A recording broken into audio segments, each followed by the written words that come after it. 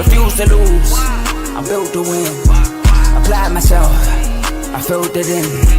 No time for the doubt, they counting me out, I'm getting it in. Yeah. No time for no loss, I'm paying the cost, I'm in it to win. Yeah. Refuse. Mine, it can't be diffused. If you ain't thinking the same, then we playing by different rules.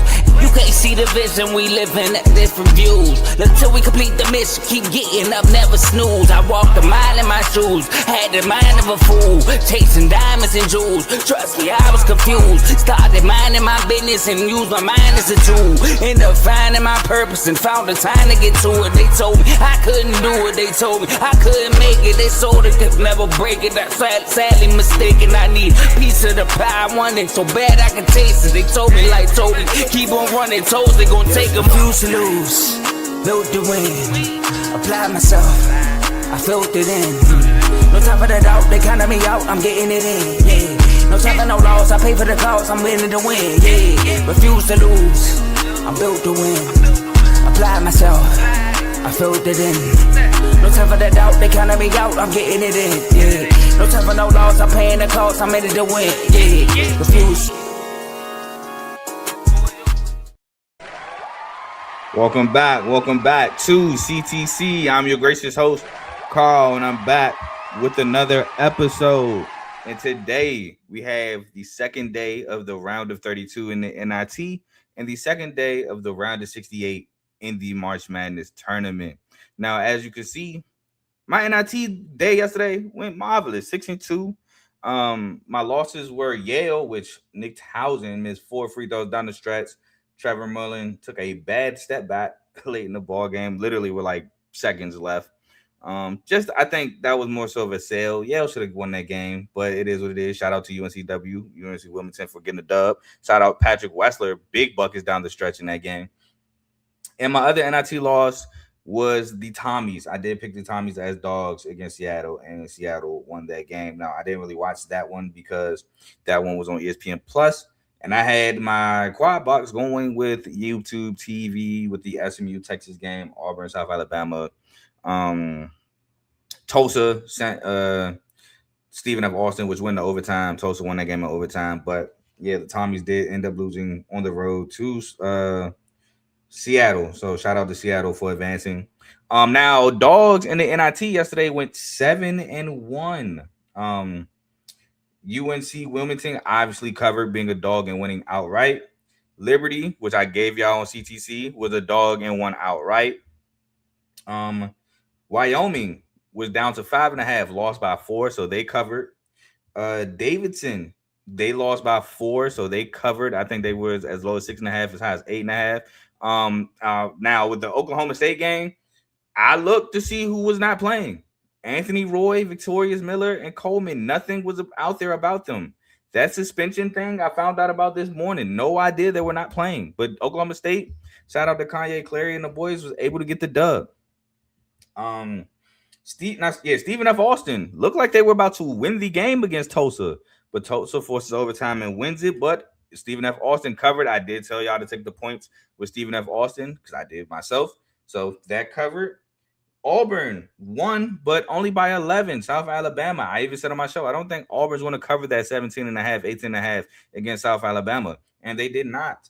And UNLV won outright against UC Irvine, which I did give y'all as an outright dog on the show. So, again, dogs went 7-1 in the NIT. Now, to the tournament. Your boy had a bad day. But me... Round of 68 does this to me all the time. Went 0-2 in the round of 68. I did pick UMBC. Howard kind of dominated that game defensively. UMBC struggled with that press at times, especially in the first half. So that was a outright dog win there. And then I should have stayed with Texas, man. I went NC State on the revenge side of the game. In Texas, Tremont Mark, 2 clutch baskets to seal it for NC State. As Texas, as a dog, they were a favorite. They went to a dog, beats NC State. So dogs in the tournament so far in both tournaments are 9-1. So just a little stat to keep track of. But I am 0-2 in the tournament around the 68, which I believe I started 0-2 in around the 68 before I went on my crazy streak. Again, had a day and a half perfect bracket last year. Only had 2 games wrong in around the 64. So seems like it may be like last year. So who knows? But that's it about yesterday. Let's get into today's games, and we're going to do it like yesterday. We're going to do the NIT first and then do the tournament. So we're going to start with the NIT, and we got Wake Forest, well, Navy at Wake Forest, man. Navy is coming to this one. It's 10.5-point dogs. This game is 7 o'clock on ESPNU. So it is 20 to, I'm going to say 15 to 20 minutes before after the actual tournament game. The tournament games that start is tip off scheduled for 6:40. Now, will it tip off at 6:40? Who knows? But this is 20 minutes after. It is on ESPNU. So if you're like me and got YouTube TV, you could put it in the quad box, dual box, whatever you want to do. But Navy, they are led by Austin Denergy.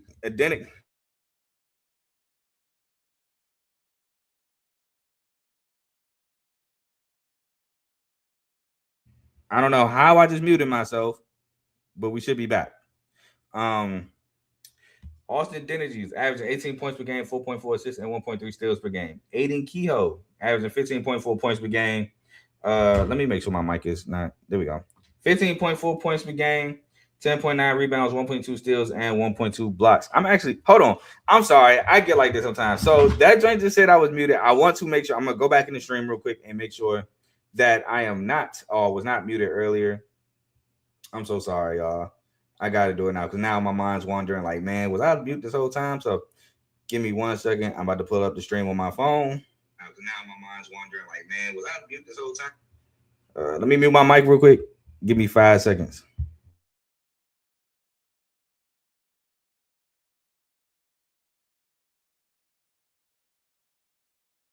All right, I'm back. I wasn't cool. Just had to make sure. But maybe 9.9 points per game. I don't know why that just flashed, but 9.9 points per game. The X factor is Donovan Draper. He's going to help rebounding at 6.6 rebounds per game. That's going to be key. Not allowing second chance opportunities. So guys like Duke Harris or Miles Colvin can get extra opportunities to score the basketball. For Wake Forest, they're led by, as I mentioned, Duke Harris. Duke Harris is averaging 21.3 points per game, 6.5 rebounds, and 1.3 steals. Miles Colvin averaging 11.6 points per game, 4.5 rebounds, and 1.2 steals per game. And Trayvon Spillers averaging 10.8 points per game, 5.6 rebounds, 1 steal, and 1.5 blocks per game. Now, their X factor to me, who is questionable, is Nate Calmes, who's shooting a three-pointer at 41.9% from 3. His three-point shooter is going to be big against Navy. So that is my X factor. But my winner, going Wake Forest. I think Wake Forest is a competent ACC team. They're just in a deep ACC. Also, early in the year in the non-con, Wake Forest did have some losses, but they had some close losses against some competent competition. So I think that Wake Forest is a good enough team to beat Navy. Now, will they cover the 10.5? That is very questionable. I think they can do it, especially at home. But I definitely have Wake Forest winning this ball game and moving on in the NIT. Next, we have the MAC versus the Missouri Valley. Kent State at Illinois State, 8 o'clock on ESPN Plus. Illinois State is actually 5.5-point favorites in this ball game. Kent State, they are led by the big fella, Del Rico Gillespie. Del Rico is averaging 18.1 points per game, 11.2 rebounds, 1 steal, and 1.3 blocks. Morgan Safford, averaging 14.2 points per game and 5.6 rebounds. And Rob Whaley, who's averaging 11.6 points per game and 4.2 rebounds per game. Now, that X factor to me is Sion Medley, the point guard, who's averaging 6.4 assists per game. I think his facilitation in this game will be big against the Illinois State team who can really score the basketball. So I think he's going to be an X factor in this one. But Illinois State, they are led by Chase Walker, averaging 13.5 points per game, 5.3 rebounds, and 1 steal. Johnny Kinzinger, averaging 11.4 points per game, 1.3 steals, and Tyreek Coleman, averaging 10.3 points per game. Now, their X factor to me is going to be Bowden Skunkberg and his three-point shooting, as well as the scoring ability. He's averaging 10.1 points per game, shooting the three ball at 42.4% from the 3-point line. Kent State is also a team that can score the basketball. So his 3-point shooting helped neutralize Kent State scoring, Delrico Gillespie scoring in the paint. So I think that'd be huge. But I'm going with the upset. I am taking Kent State over Illinois State. I love Kent State as a MAC school. I think they're a really good MAC school, like really good. Now, obviously, I don't think they're better than Akron, but I think they can compete with Akron. I think they can compete with Miami of Ohio. I think that they beat this Illinois State team on the road, man. I was honestly confused and shocked that the line went to Illinois State, to be honest. Now, part of that could be because Illinois State is at home, but I like Kent State in this matchup. So give me Kent State in this matchup with the big fella down low, not Rob, oh my Lord, with Delrico Gillespie. I like Rob Whaley to transfer from UNLV as well. I think that they can score the basketball at a high rate against Illinois State. So give me Kent State to win this ball game. Next, we have George Washington. Shout out to DMV. It's in DC. At Utah Valley at 8 o'clock on ESPN+. Now, George Washington is a solid A-10 school. They were very competitive. Utah Valley was the top Western Athletic Conference school in Western Athletic Conference last year as a conference. We're so close to tying up game going to overtime against Cal Baptist. Again, missed dunk ruined that. But George Washington, they are led by Rafael Castro, averaging 15.4 points per game, 8.8 rebounds, 1.7 steals, and 1.7 blocks per game. Garrett Johnson, averaging 11.6 points per game, and Trey Autry, averaging 10.8 points per game and 3.7 boards per game. Their X factor to me is Trey Dinkins, the transfer from Duquesne, and his 3-point shooting ability, averaging 38.4% shooting percentage from the 3-point line. Next, we have Utah Valley, led by Jackson Holcomb. Jackson Holcomb is averaging 15.6 points per game, 7.1 rebounds, 3.5 assists, 2.2 steals, and 1.3 blocks per game. Trayvon Leonard, averaging 12.1 points per game, 5.5 rebounds, 6 assists, and 2.1 steals. And Tyler Hendricks, the transfer from UCF, was averaging 11.8 points per game, 4.3 rebounds per game, and 1.2 steals per game. Now, their X factor to me is Hayden Welling and his offensive interior presence, averaging 7.4 points per game. I think he's going to be big down low or just in the paint. I think he's going to be big in the paint. But I'm going with Utah Valley. This game is super close, and I can understand why. Again, George Washington is a very competitive A-10 school. But I do think Utah Valley can have a chance to dominate down low. I do think George Washington can get cold from the field, and if that happens, I do think Utah Valley can take advantage of it. So give me Utah Valley to beat George Washington at home in the NIT and move on. And next, we have actually one of my favorites to win the NIT, the Dayton Flyers taking on the Bradley Braves in Bradley. Dayton's actually a 2.5-point road favorite, This game is 9 o'clock on ESPNU, so it definitely will be on my quad box. But Dayton, they're led by Javon Bennett. Javon Bennett averaging 16.2 points per game, 1.5 steals. Deshane Montgomery averaging 13.4 points per game, 4.2 rebounds, and 2.2 steals. And Amal Atane averaging 12.1 points per game, 5.8 rebounds, and 1.2 blocks. The X factor to me is Jordan Durkak. Now, I think Jordan Durkak, when he came back from injury, helped Dayton a ton. His ability to get to the line, got to make them free throws. I will say he's kind of been slacking on making free throws lately. He does have the ability to shoot a three. I'm not going to say he's a marksman from three, but he has the ability to hit the three ball. But his ability to get to the basket, get to the line, finish at the rim, I think is important for the Flyers. He's averaging 9.5 points per game. Bradley, they're led by Jaquan Johnson, averaging 17.1 points per game, 3.9 rebounds, 3.6 assists, and 2.6 steals per game. Alex Hubertos,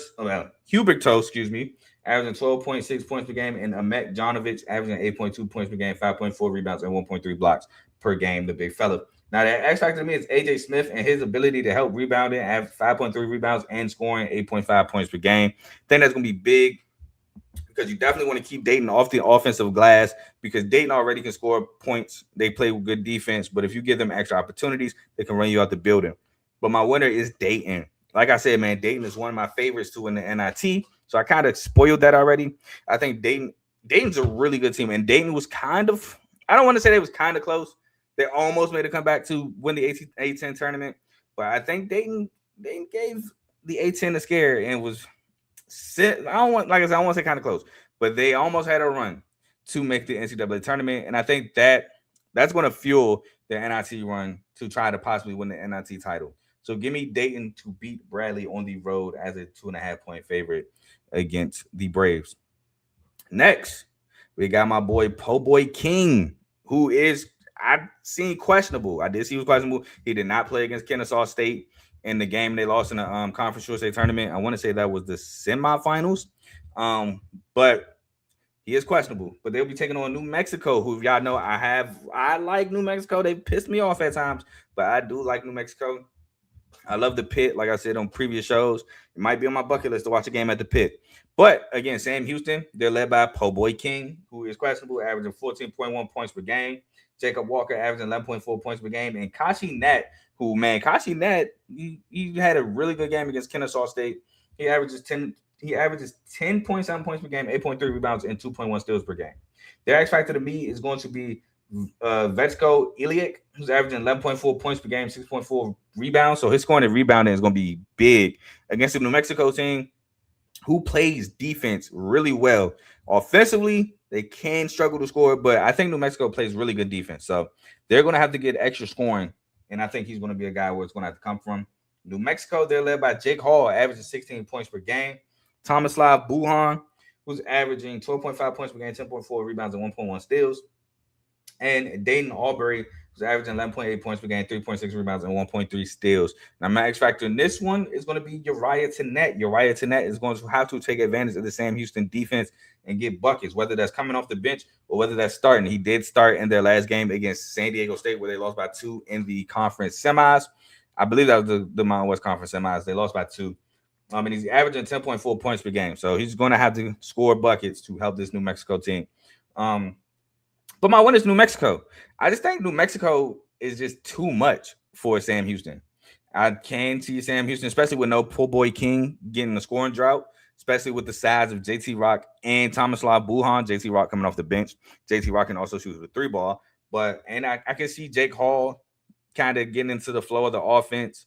I can see Buhan being a dominant force down low offensively and defensively. So give me New Mexico to beat Sam Houston. Should probably cover this 12.5, but I would take a flyer on that. Next, we have Murray State taking on Nevada. Nevada is I think that's also a really good Mountain West Conference team. Murray State is a kind of up and down Missouri Valley Conference team. If you ask me, they can be really good and they can also be kind of bad. So I think Missouri State's kind of a roller coaster. But Murray State, they are led by Javon Jackson. First of all, this game is at 10 o'clock on ESPN Plus. Second of all, Nevada is 7.5 point home favorites in this matchup. Now, Murray State, they're led by Javon Jackson, averaging 16.5 points per game and 1.2 steals. Roman Doman, averaging 14.1 points per game, 5.1 rebounds, and 1.1 steals. And Fred King, the big fella, averaging 13.1 points per game, 8.3 rebounds, and 2 blocks per game. Now, their X factor to me, I kind of went back and forth between JJ Traynor and Mason Miller, but ultimately went Mason Miller, and he's going to have to stay hot from 3, shooting the 3-ball at 39.8% from 3. I think Murray State's going to have to cook a bunch of 3-balls for them to be in this game against Nevada. When Nevada has the big 3, speaking of Nevada's big 3, it is led by Corey Camper Jr., who's averaging 17 points per game, 4.4 rebounds, and 1.2 steals. Elijah Price averaging 12.6 points per game, 8.3 rebounds, 1.2 steals, and 1.7 blocks. And Tayshawn Comer, who's averaging 11.4 points per game, 3.5 assists per game. Now, their X factor, in my opinion, is a guy who's been cooking lately, and that's Vaughn Williams. In the last 2 games, Vaughn Williams has averaged 16.5 points per game, which is incredible, especially, like I said, with them having a big 3 of Price, Comer, and Camper. But with that being said, I am taking Nevada as my winner because I think Elijah Price is going to be tough to stop. Then you throw in the mix of Joel Armo-Trading, who comes in about anywhere between 15 and 20 minutes a game, and he's just bringing in tenacity, bringing in a defensive presence, a shot blocker. He can't get in foul trouble. I've seen Armo-Trading get in foul trouble, but you mix that with Elijah Price scoring ability, that's kind of tough for a Murray State, in my opinion, to deal with. And again, while I do think Murray State is a solid 3-point shooting team, some team you don't want to live and die by the 3-ball, and I can see Murray State dying by the 3-ball today. So give me Nevada in this matchup. Next, we have St. Joe's, who is one of the hotter teams in this conference tournament. well, not conference tournament, excuse me, in this NIT tournament, my apologies, taking on Colorado State, who is also one of the hotter teams in this NIT tournament. Colorado State was on a 8-game win streak before they lost to Boise State in their season finale, which Boise State was on like a 5-game win streak when they played each other. So it was like 8 game versus 5 game. Somebody streak got to lose. But anyway, this game is 11 o'clock on ESPNU. Colorado State is 5.5-point home favorites in this matchup. St. Joe's, they are led by Jaden Glover Toscano, who's averaging 15.8 points per game and 4.8 rebounds. Derek Simpson averaging 13.5 points per game, 5.1 rebounds, 5.3 assists, and 1.4 steals. And Dasker Haskins, who's averaging 10.9 points per game, 6.3 rebounds. Now, the X factor is Austin Williford in this game, in my opinion, with his three-point shooting the ball at 34.6% from the three and averaging 7.9 points per game. Colorado State's actually been hot. Well, when they've been winning or on that streak, they were actually doing well shooting from three. So he's going to have to help neutralize that with a 3-ball of his own, which I wouldn't say 34 or we'll round up to 35% ain't the greatest, but it's good. It's really good, actually. It's just, 40 is elite. 35 is really good, though. Colorado State, they're led by Brandon Rechsteiner, averaging 12.2 points per game. He was kind of like the catalyst from that 3-point surgence. Kyle Jurgensen, averaging 11.9 points per game, 4.1 rebounds, and Carey Booth, averaging 10.7 points per game, 5.6 rebounds, and 1 block per game. Now, the X factor to me is going to be Rashawn Memba. I think if Rashawn Memba can dominate down low, get buckets around the rim, get offensive rebounds. I know he's only averaging like 3.6 boards or something like that, but if he could play better than his stats, I think Colorado State will be a tough out in this ball game. And I'm honestly going with Colorado State in this ball game.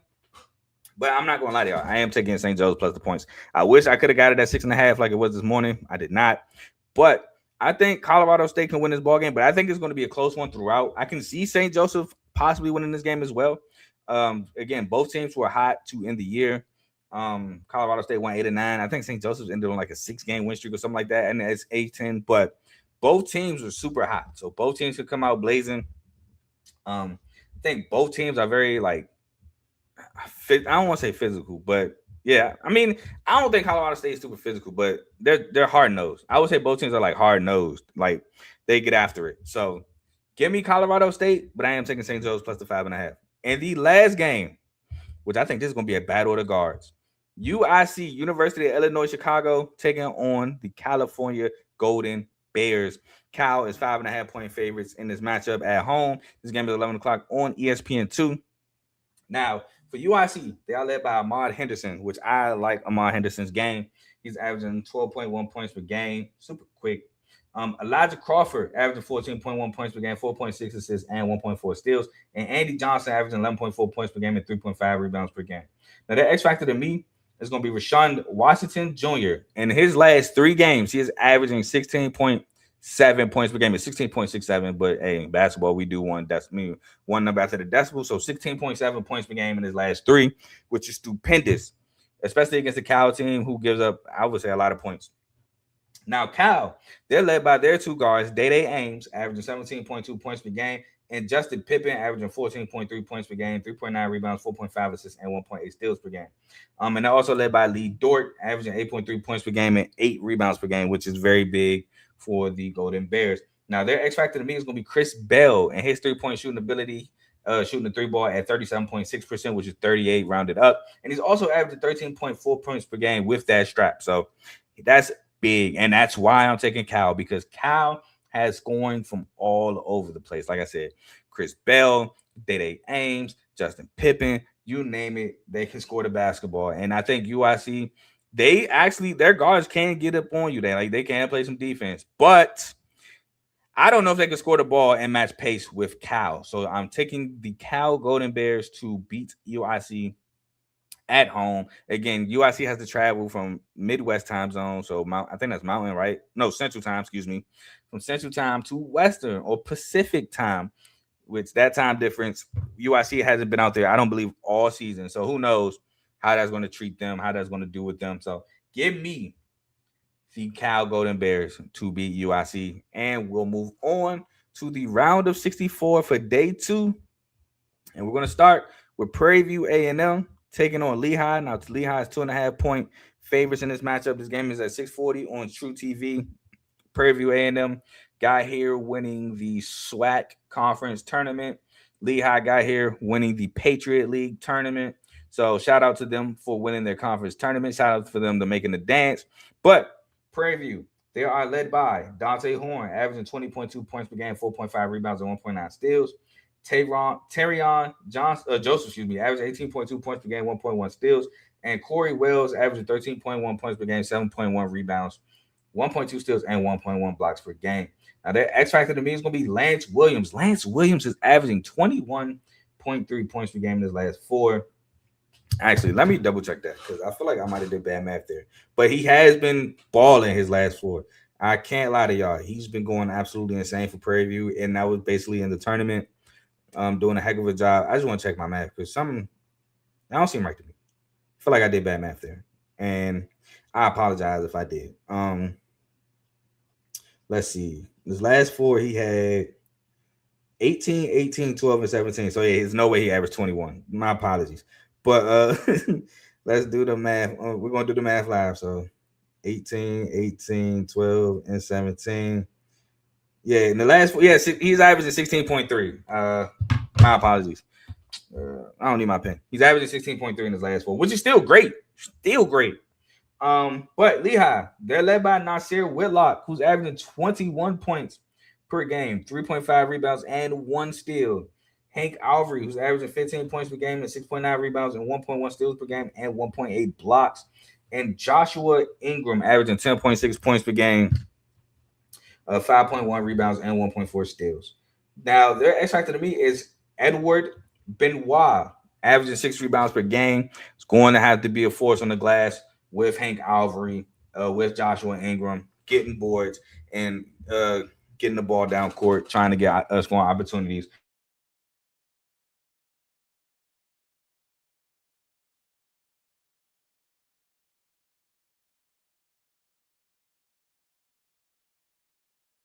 I accidentally unplugged my mic, reaching for my pen, so it muted me. But I didn't say anything. I caught myself the time.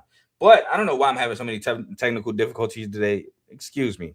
I'm not home. I don't know why this is happening, but just please work with me. This is not normal. I promise you this. I feel like somebody explaining themselves after like I normally don't do this, but I normally don't do this. But anyway, my winner is Lehigh.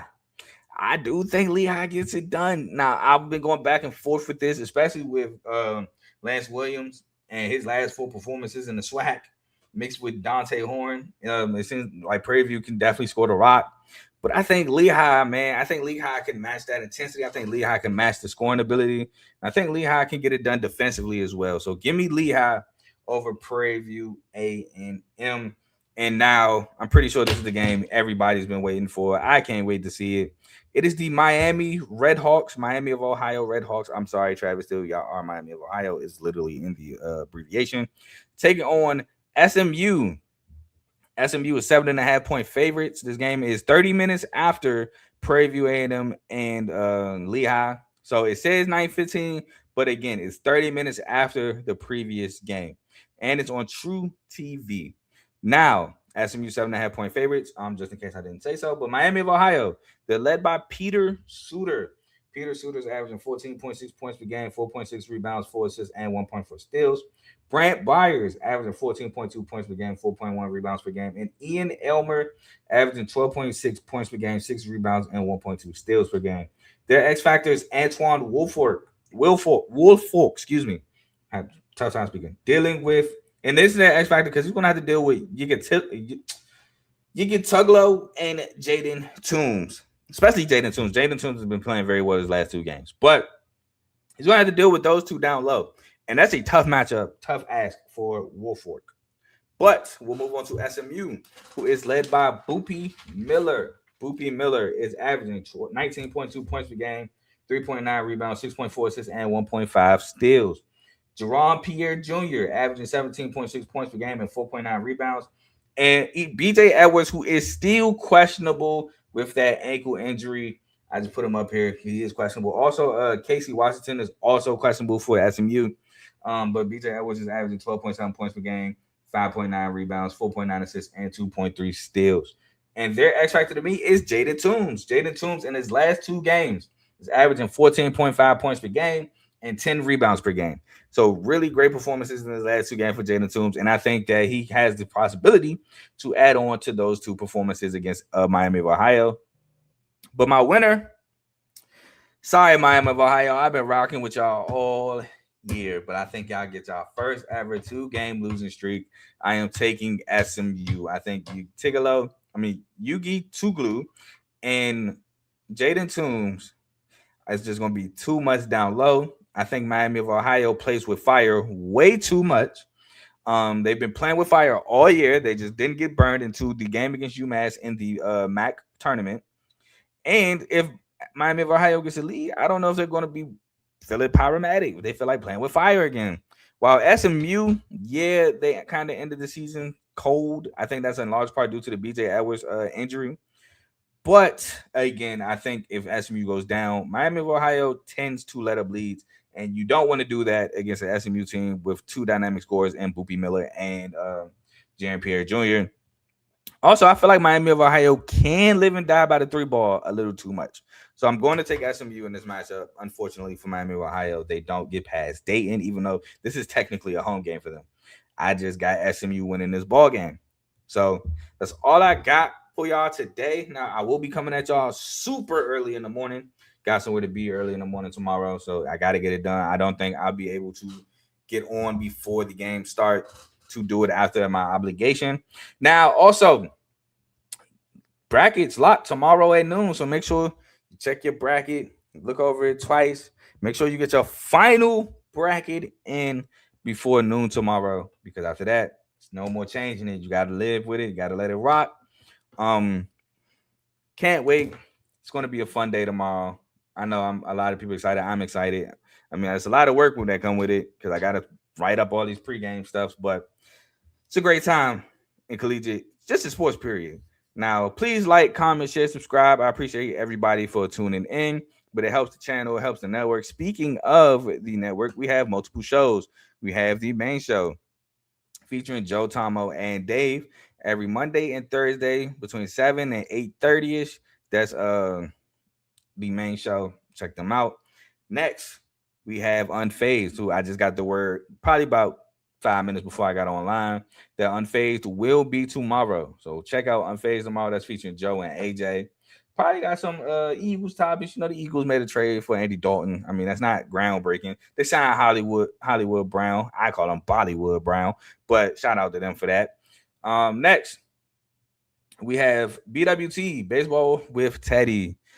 Eugenio Suarez, game-winning RBI double.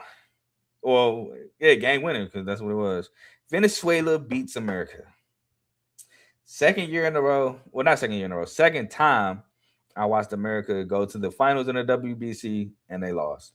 They lost to the GOAT the first time, so I ain't too mad at it. GOAT got Mike Trout swinging. But then we lose to Venezuela, man.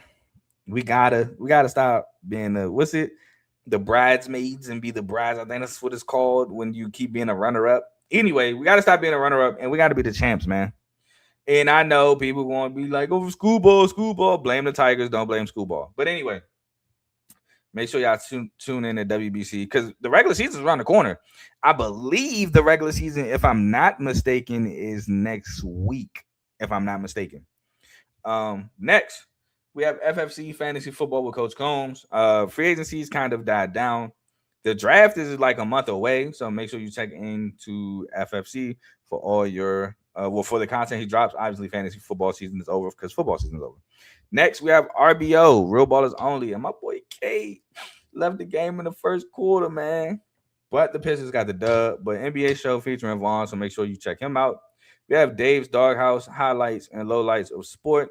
We have In the Red Corner, boxing show featuring Tyreek and Tomo for all your boxing needs. Make sure you check out In the Red Corner. They go live on Sundays, not every Sunday, but when they do go live, it is on Sundays around 6:30.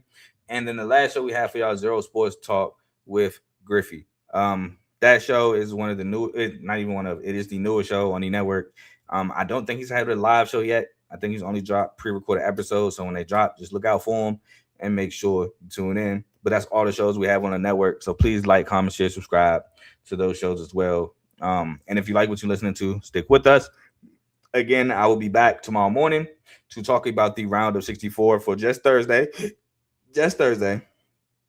But until then, I'm gone. I'm about to get ready to watch these games, man. Hopefully y'all are too. Peace.